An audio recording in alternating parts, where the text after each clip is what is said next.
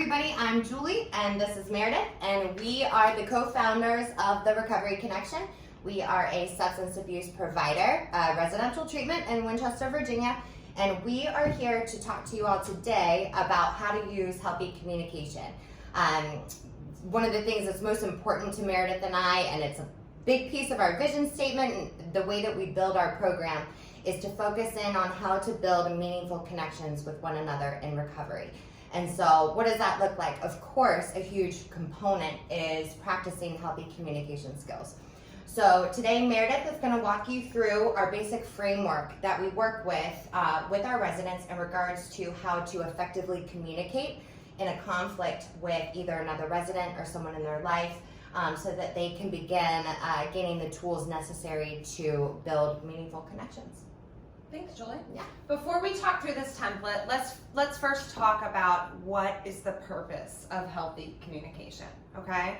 So hypothetically, we'll do a hypothetical situation.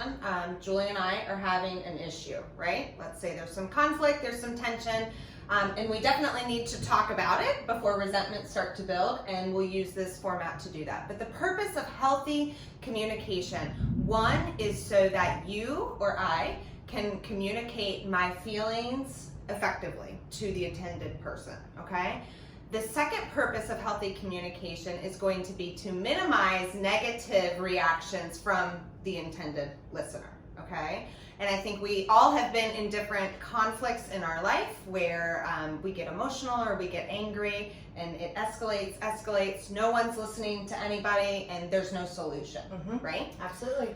So this template will help you all, hopefully, learn how to communicate effectively. So the first step, which is very important, is using I feel statements, okay? So let's do this hypothetical situation. Let's say that I told something to Julie in confidence, and Julie went and told someone else what I told her in confidence. This did not happen. It's just hypothetical. Okay, so let's say that's what happened, right? If I'm super angry, agitated, and upset, that's probably not the best time to come to Julie and say I've got a problem, right? So I need to be super aware of my body language and my tone when talking to Julie. But when I'm in a place to be able to do that, step one is you want to start with I feel statements, right? And it's my feeling, okay? So I feel, Julie, betrayed, right? That's how I'm feeling. Anytime you start an I feel statement with I feel like you, that's not going to work, okay? So I feel betrayed. That's the feeling that I'm experiencing.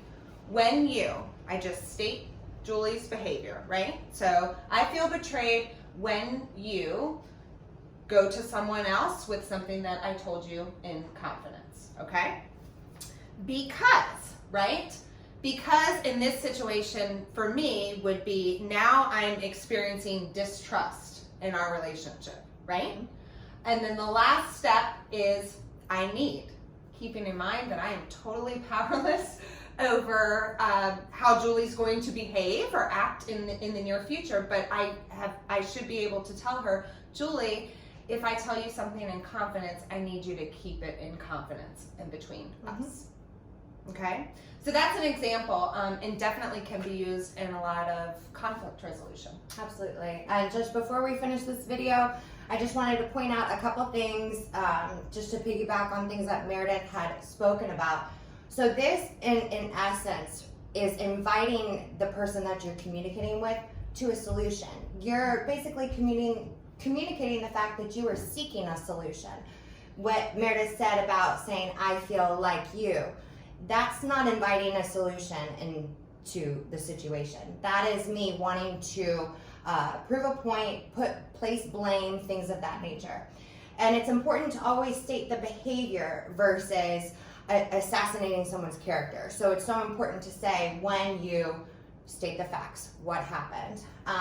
And I need, especially, is an opportunity for you to advocate for yourself. Of course, not attaching yourself to the outcome like Meredith had explained, but this is a really loving way to communicate and to invite the other person into the solution with you. So I think that this is a very, very significant and important piece of learning how to communicate in a healthy way We use this all the time here at the Recovery Connection, and we hope that you found this beneficial as well. And I just wanted to give a quick shout out really quickly. You may see that Meredith and I are rocking our Recovery Connection t-shirts, and Made with Love by Kevin I and Erica B. So shout out. Thanks guys, have a great day.